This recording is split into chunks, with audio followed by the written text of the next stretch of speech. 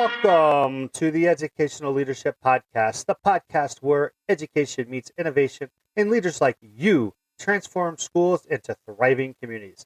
Join us as we guide you through the ever-evolving world of educational leadership, from strategies that inspire your staff to insights that shape your students' futures.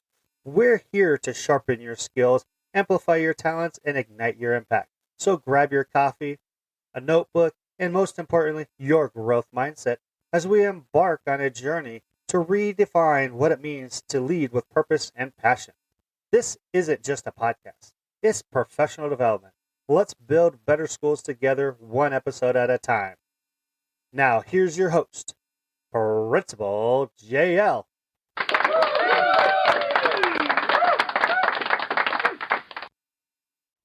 Today's guest is Dr. Dana Goodier. She has 25 years of experience in education, shaping classrooms and leading schools.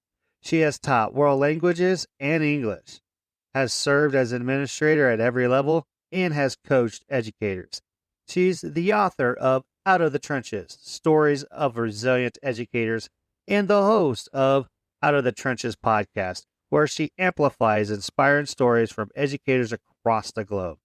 Now, let's get to the conversation with Dr. Dana Goodier.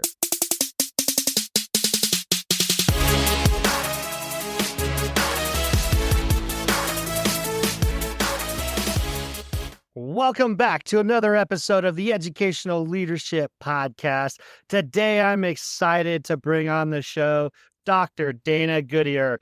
Dr. Dana, welcome to the show. Well, thanks for having me. You bet. I'm going to go ahead. I'm going to start you off. I'm going to ask you the same question I ask everybody on the show. What inspired you to become an educator? Well, when I first started teaching, I was teaching French, and I did my bachelor's degree in different languages without really knowing what I wanted to do with the languages. So it was really the summer job that I had. During my bachelor's degree time, I was guiding tourists in the north of Norway, and I was using the languages that I know to talk to these strangers in tour buses about the sights they were seeing, and it got me used to being in front of a group.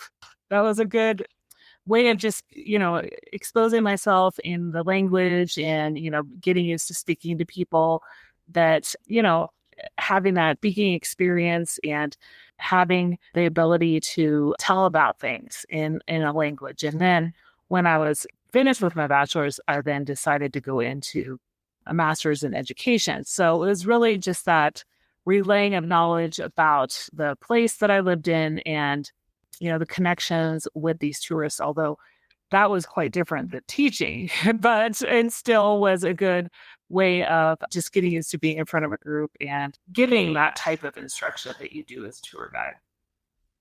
I bet. So a tour guide is what inspired you. So how did you become a tour guide? Can you give us a little background on that?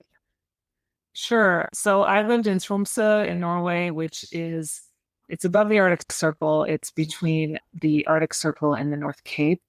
And at the time, it was the only university in northern Norway. They now have several locations, but I've always been interested in sites to visit. I previously visited the city as a tourist on the Hurtigruten, which is a coastal steamer cruise ship that goes up and down the coast of Norway. So I think 2 years after I moved there, they had a guide course. I think it was over the spring, and I took the guide course and learned all about the city and all the details that I would need to know, the museums and things like that. And then you do some, practice guiding in the bus with experienced guides. So yeah, I did that for 8 summers for about 10 years. Oh, wow. I mean, that's really kind of a cool background, so you got some of this real world experience. You're out living, outside of the United States and experiencing all these great experiences, which I'm pretty sure probably helped you. Mm-hmm. You're an educator, lessons that you learn as a teacher that helped you become an educational leader. So I was, as I said, teaching French for, I would say, the majority of the time I taught. And I ended up being a department chair in two different high schools. One of them was because the department chair left and I was the most senior person afterwards. But I think being on the instructional leadership team and learning about like what were the needs of the different departments and what were some of the ideas that we had in terms of attendance and parent communication, things like that, as an instructional leadership team really helped me get interested in leadership. I also wanted to evoke change in the school, like especially with that parent communication piece. When I was working at a high school, I would get frustrated as a teacher, like not being able to contact parents because we didn't have the right number, or the lack of sometimes support in terms of like getting kids to turn in assignments and things like that. So, I at one of the high schools I was a department chair at, I was on a parent partners coalition where I worked with getting parents more involved and finding out ways of helping parents understand more about the grading system. We did standards-based grading and also like applying to college and financial aid and things like that. So I think some of these experiences that I had as a department chair and just working as a teacher and being active on committees helped a lot in terms of moving into educational leadership. And obviously, the next move was to then take the principal licensure program. So, I did that for a couple of years, 2009 to 2011. So it's been a while. Been a minute, right? Yeah. What I'm hearing you say is like, hey, I'm in this teaching role. You got active in the leadership side, being a department chair, being a part of committees, which I can relate to because as a teacher, I started becoming a part of committees just to try to help, you said, invoke change and try to be a part of the change instead of just sitting back and complaining about it as a teacher. I got involved, and it sounds like you kind of did some of the same stuff there as well. So you're teaching, you're getting these leadership experiences. What was it that you know what, it's time to go become a principal? What was that journey like? When was there like an aha moment? Was there some encouragement? What was it that said, you know what, I am where I'm at with teaching, but I'm ready for that next step? What was that like? What was the transition? What did you transition into? And just kind of tell us that story about that. So I would definitely say once I finished the principal licensure program, I applied already in 2011 to like assistant director jobs and dean jobs, but it took me until 2018 to actually get a dean job. So, it wasn't like a straight and easy path. So, and I think it could have done, maybe resume polishing. It could have been like interview practice. And I ended up working with the principal center with Justin Bader a lot on just fine tuning those things. I think once I'd interviewed for a number of years. So the first step was working as a dean, and I did a lot with attendance. It was a Title I middle school. Some schools were the AP with discipline, but look at that school, the APs were in classroom. If a school has a dean, they tend to keep deans busy with those things. And I really try to build relationships with kids and not be like the mean lady they saw when, they got sent down to the dean's office. It was really talking with them, And so listening to parents. So I got a lot of communication skills through that experience. 2018, you finally got that job. You're in the dean position. Sounds like you're almost like practically assistant principal in a lot of ways on that end. Be doing some instructional coaching, which I think is really beneficial because then, where did it go from there? You went from dean, did you become assistant principal? Did you become a building principal? Kind of tell us about that journey, because I would say, for me, I was at a small rural school when I became a principal. I was quote unquote a building principal, but I did discipline, I did curriculum development, I did instructional coaching. I did a lot of things with that building level principalship. Kind of did like some assistant principal roles on top of the building role. So with that experience, that kind of led you into the next step. What was that next step? How did it come about? And what are some experiences that helped your leadership grow in that journey? So it was then being like the APO instruction and curriculum. So that was where I was working a lot with, especially English language learners, and helping the teachers build capacity in their instruction. and working very closely with the district and finding ways to help them navigate some of the challenges, especially when there were a lot of newcomers. Also looking at the enrollment, and that fluctuated a lot. So I was really for a couple of years honing in a lot on that piece of just, I would say, streamlining the single learner program at the school, because he's in the past 5 years at that school. So working a lot with that, but also helping kind of put my influence on school culture. So in that role, I wasn't really working with the discipline and attendance piece.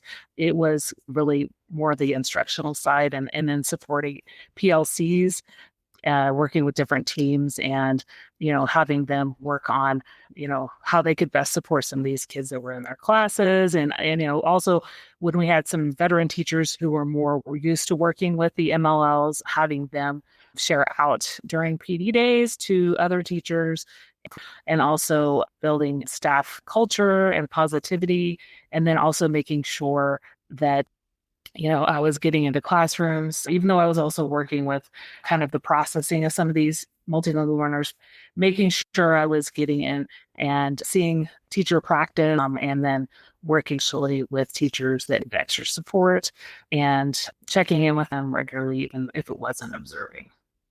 So was that at the middle school level when you were doing all that? Yes.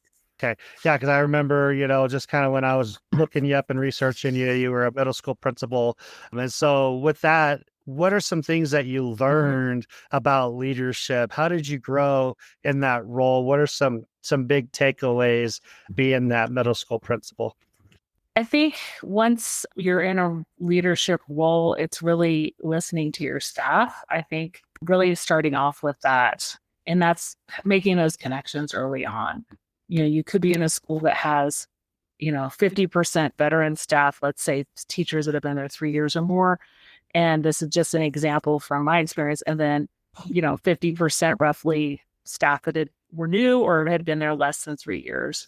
But finding out their journey, if they'd always taught the subject that they were teaching, or if they were new to that, because I had somebody who'd been a French teacher and then moved into teaching English for the first time in 20 years. So, supporting teachers if they were not only new to the building, but also new to the subject area, or also teachers who maybe had alternative certification and hadn't maybe taught at that level before. So I think it was really honing in on some of the needs that teachers had, because it wasn't always, apparent when you first meet with the teacher, like, they don't always want to see, so, but talking with them about their backgrounds, and then also like a challenge in a school that is Title I, like, with student behaviors, sometimes, talking with them about kind of how they handle that, and then working with some of the teachers that did use some strategies that worked, and then having them share out during PD or PLC about especially certain students kind of that were high flyers. So really kind of focusing in on teacher strengths and, them supporting one another. I think also is important to make sure that you aren't like in an office all the time. I mean, there's some administrative work you have to do, but I didn't get a rolling desk, but I think, you can easily take a laptop with you if you're going around the building. It's not that hard, where there were like campus monitor stations that had like a little station with a room for a laptop. So standing in the hallway, for a period of time is always good. Being outside when there's the lunch rotation, the kids, eat lunch and they go outside for a while, and just kind of being the extra set of eyes is a good way to build relationships with students. And I think also just making sure that parents feel comfortable reaching out to you and that they feel supported, because, there's parents that are going to reach out, or they're going to show up at the school no matter what, but, that they know that their question is going to be answered. And if you don't have the answer right away, that you'll get back to them within the next 24 or max 48 hours, that, you can contact the people necessary to contact, because I think the parents are the ones that are going to be writing the reviews on your school for new students, right? So you want to make sure that they're getting supported, especially in terms of like bullying, or, if the student has an IEP and those types of things, making sure that they feel like, they're able to say what they need to say in the meetings, like the IEP meetings, and that things are being followed through with in terms of if there are other staff that are involved, maybe with a parent conflict, that, we're able to resolve the situation and the parent doesn't feel like there's any loose ends. Yeah, great. I mean, I hear a lot of great things in there. You want to make sure you're communicating Mhm. well with everybody. You're building relationships. You're being visible. You're doing all the things that good administrators do. People that do a good job do those type of things. And so I heard a lot of common themes.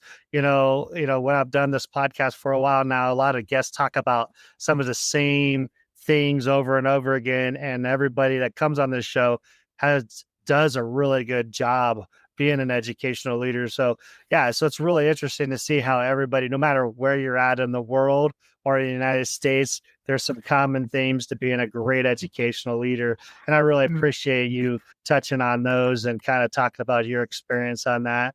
Let's talk Mhm. about your book, Out of the Trenches. What inspired that? What's the book about? Can you kind of give us a taste of it? And then what was it that you're hoping people will get out of the book? Stay with us. We'll be right back. This podcast is a proud member of the Teach Better Podcast Network. Better today, better tomorrow, and the podcast to get you there. Explore more podcasts at www.teachbetterpodcastnetwork.com. Now let's get back to the episode.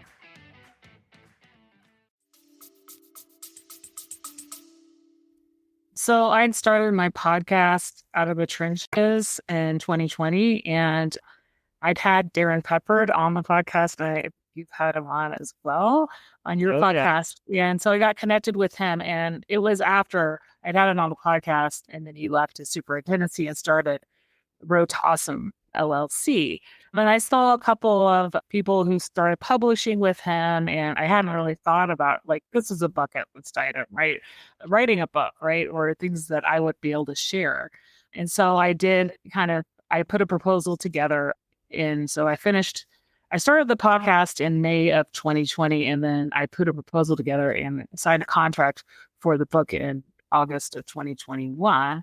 I'd only written a few chapters then, but really the book is about putting, really your why and thinking about like how that changes in education, right? And the book came out in 2022, but I think it's not a dated thing, right? Because I think theme of the podcast is talking to the educators about stories of resilience and what kept them in education, or, are they doing something education adjacent? And in the book, it's like, exercises when you're asking, like, is this role fulfilling you, right? If you've been a fifth grade teacher for 20 years, like, is this stuff fulfilling you, or is there something else you'd like to explore, right? I've heard of people, teaching fifth grade that many years, and then they all of a sudden they go into special ed, right? I mean, I've seen that, like, veteran teachers, like, all of a sudden they'll stay at the same level, but like they'll do something that's totally different.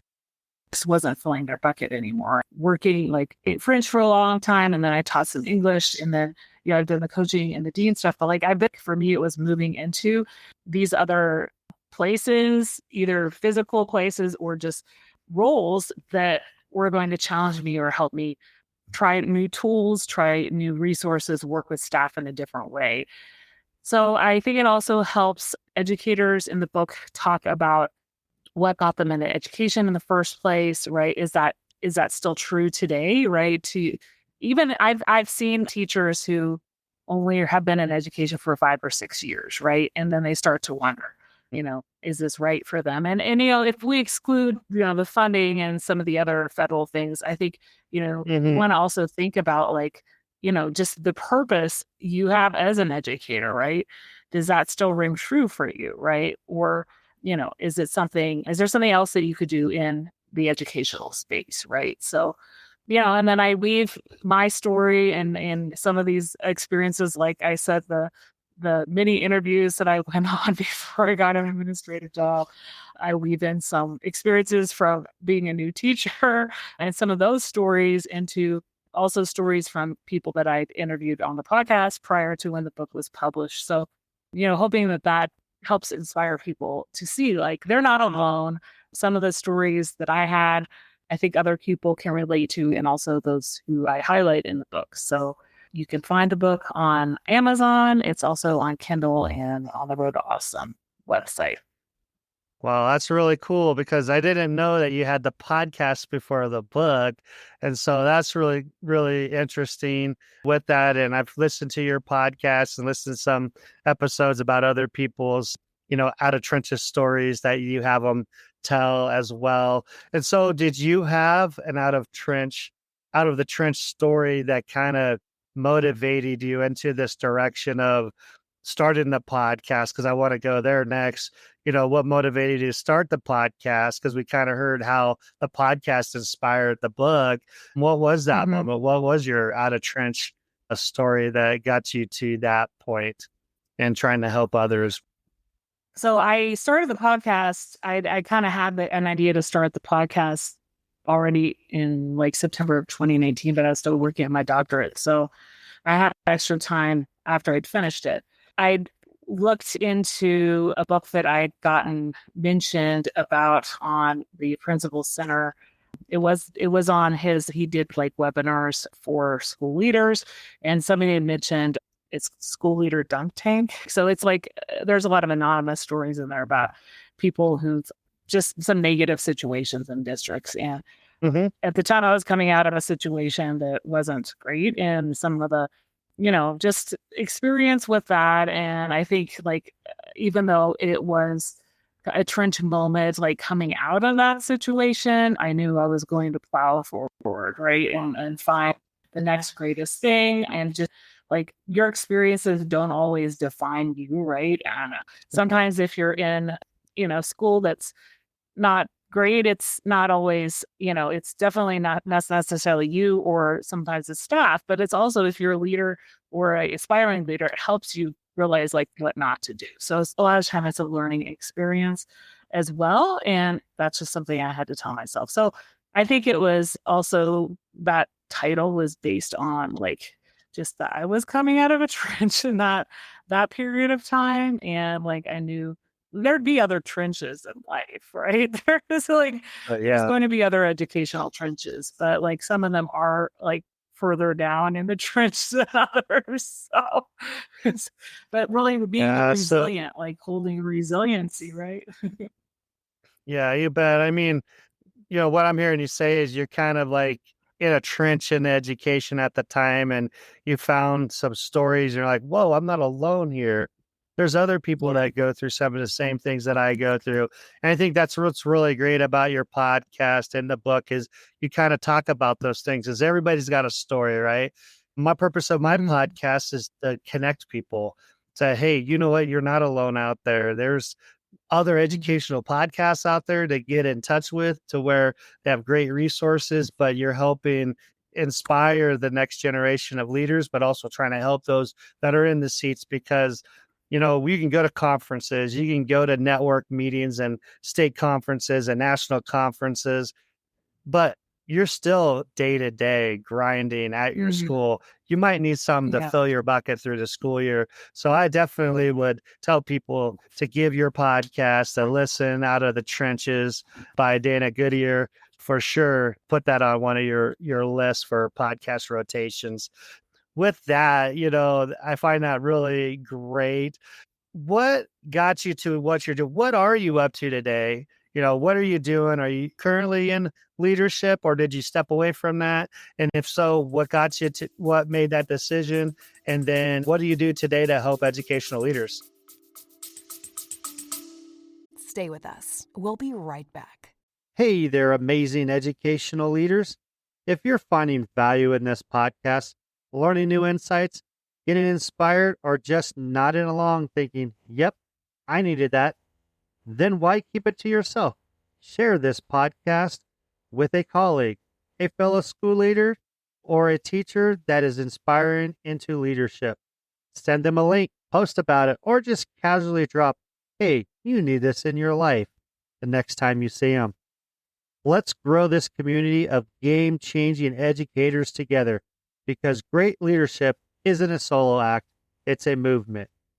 Now, back to the show.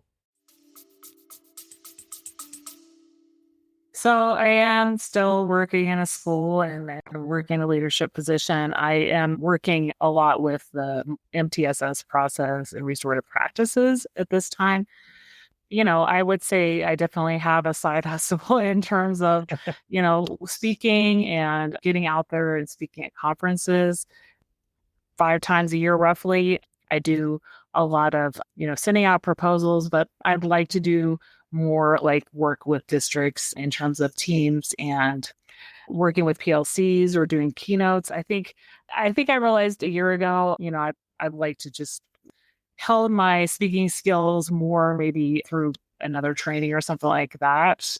That I know of different things that they cost money, right? So I probably would want to do that first because I did kind of a year ago contemplate trying to go out on my own and just leave the district. But you need to have, I think, an income and then when you're ready to step away, and it could be retirement when I'm ready to step away. So I don't know. I think right now it's just good to make sure I get that speaking experience. I have been speaking at conferences for about 8 years now.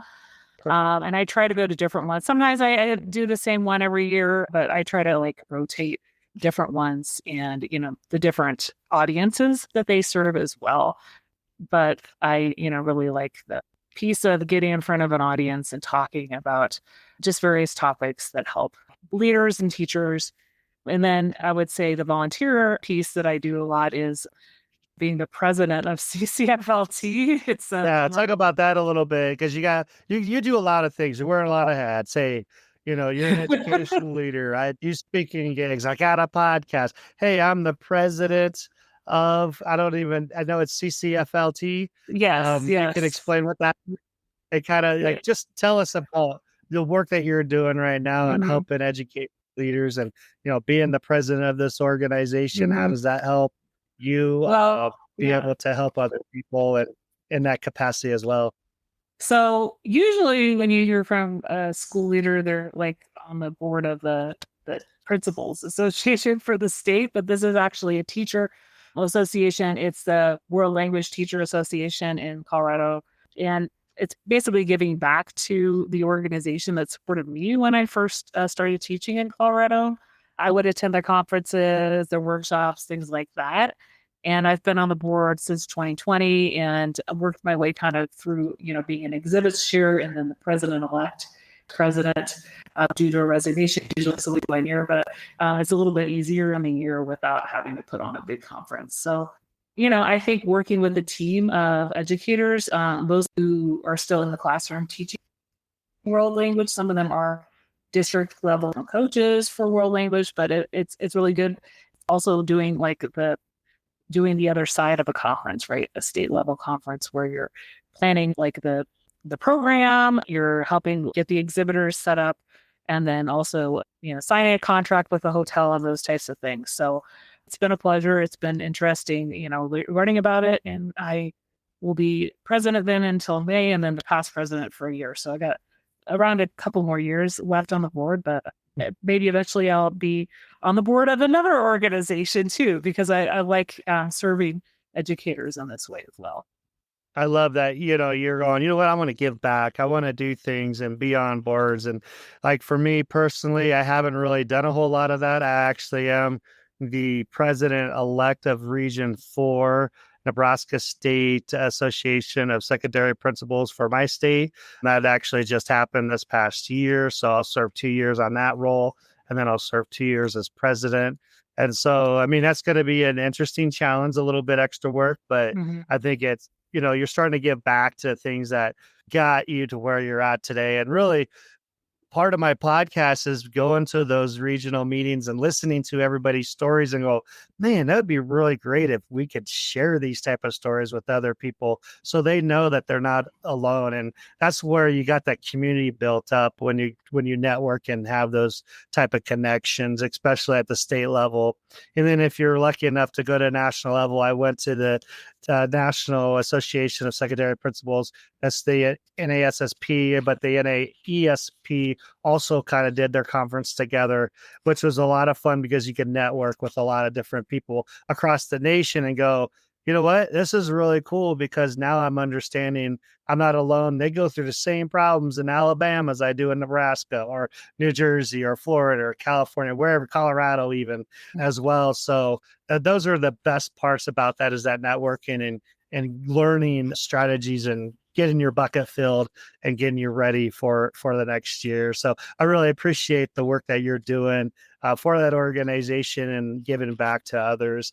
Now, you're also a member of the Teach Better team. So tell us about your contributions with that and how did you get involved with that? This podcast is part of that network as well. And I think it's a really great network to be a part of. And, I think this network also connected us. So kind of tell us about some of the things that you do to help the Teach Better team.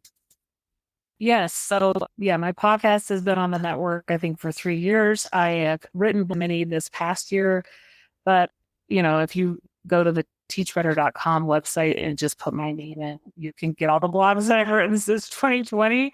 So kind of varying depending on the time of year, right?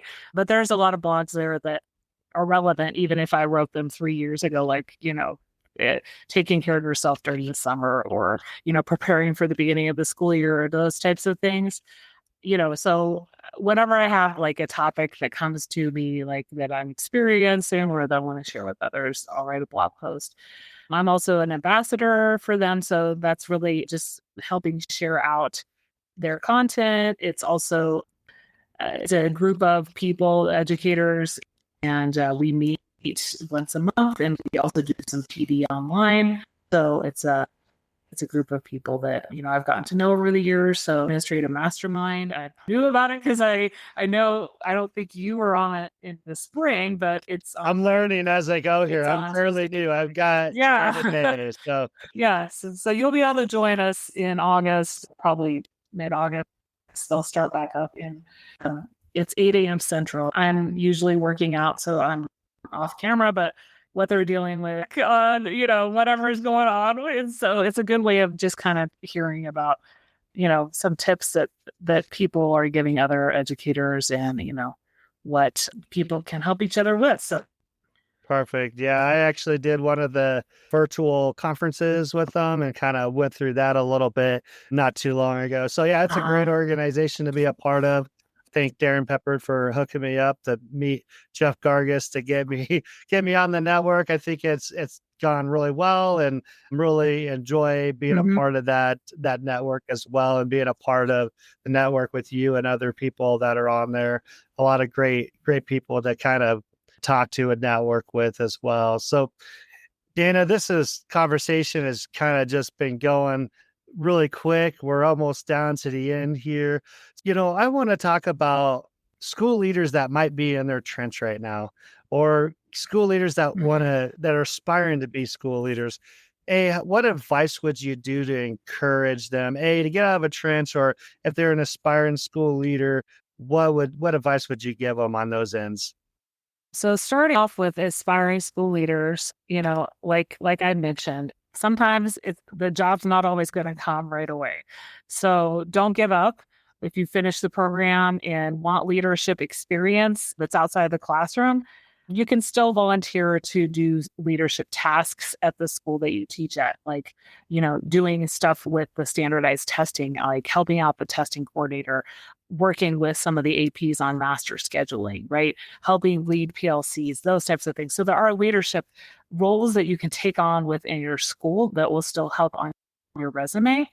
I also would suggest for people who are maybe trying to apply to an assistant principal job right out of teaching, if your district has something that's admin adjacent, like a dean or a teacher on a special assignment role, instructional coach, do that role for a couple of years, because it is unlikely to hired out of teaching to be an assistant principal. So, but don't give up. Also, like I said, if you feel like you need some guidance on your resume, there's a lot of interview practice, those types of things.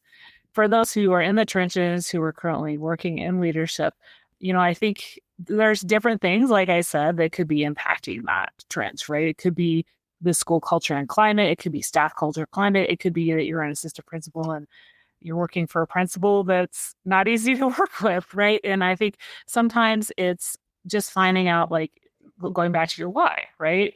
It's finding out, like, is this place that you're working at, is that fulfilling you, right? Is this work challenging you for your next step? Like, for example, if you're an AP who wants to get the experience to be a principal, right?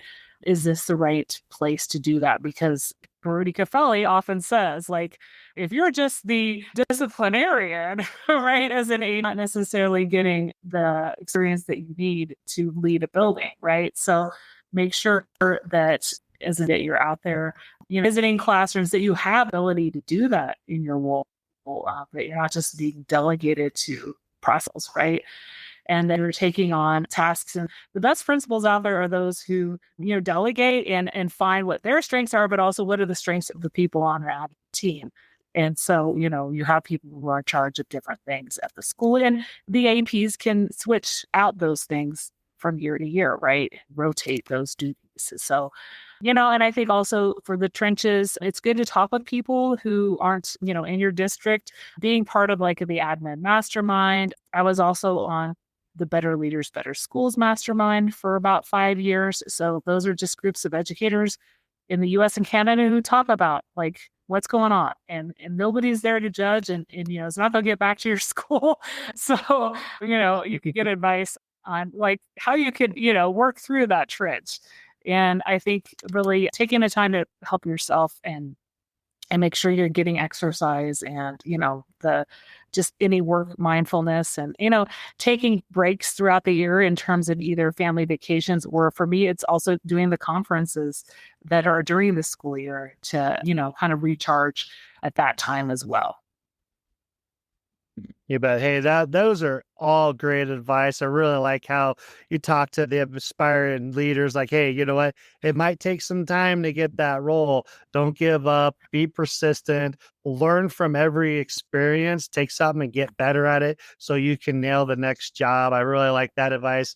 And really, holistically, as educational leaders, this is a tough job. You got to take care of yourself. You got to take care of the people around you, but also know if you are going through a tough time, it may not be you. It may be the system that you're in. And some people may have to leave to get a better start somewhere else if where they're at is not going to help them grow to where they want to get to. So, that's a hard decision because you're talking about moving yourself and your family and a lot of things on that end. But at the same time, if you want to aspire to be a great principal and you're not getting the experiences, you might want to find a district that will help you with that and be open and transparent about that. Not to say that where you're at is bad, just say it may not be the right fit at times. So I really love those pieces of advice. So Dan, if people wanted to connect with you, how could they connect with you, and where can they find you if they want to learn more about your podcast and the things that you do? So my website's danagoodier.com. I'm on LinkedIn, Facebook, and Blue Sky and X at Dana Goodier. I'm also on Blue Sky X and Instagram at Out of Trenches PC. The YouTube channel is Out of Trenches PC, where you can find all my episodes. And on my website, you can find out about different speaking opportunities that I do. I have a newsletter you can sign up for on the website. And CCFLT, you can go there to find out more about the Colorado Congress for Language Teachers at ccflt.org as well. Awesome.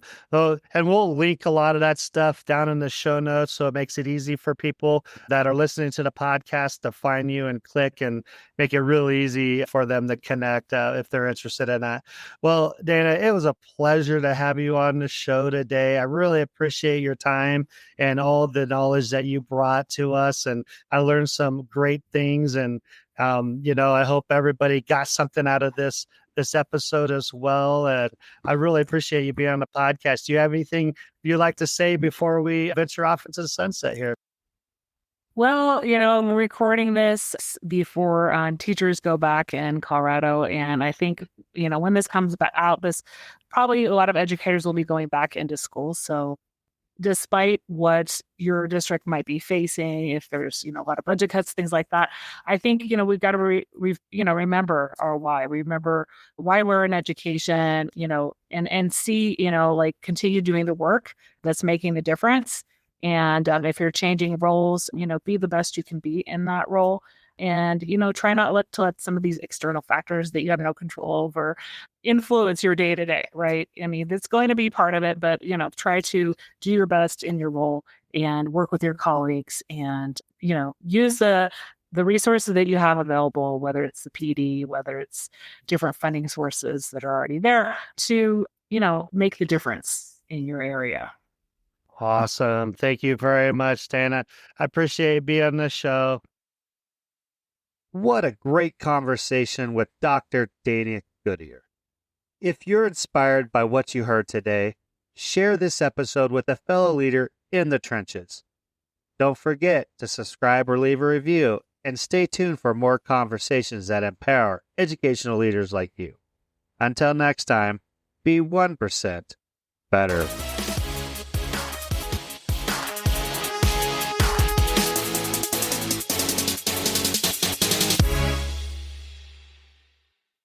Thank you for sticking around to the very end of this episode. I hope this podcast brings value to you as an educational leader. I would invite you to share this podcast with other educational leaders, or maybe that inspiring teacher who would like to be an educational leader someday. I would also invite you to subscribe and to follow this podcast so you can get the most recent updated episodes when they drop. I would also love it if you leave a review and rate this podcast 5 stars, because that would make this podcast more discoverable to other educators like yourself. You can also follow me on TikTok, YouTube, Instagram, Facebook, X, Threads, and Substack. All you need to do is look for Principal J.O., and boom, there I am.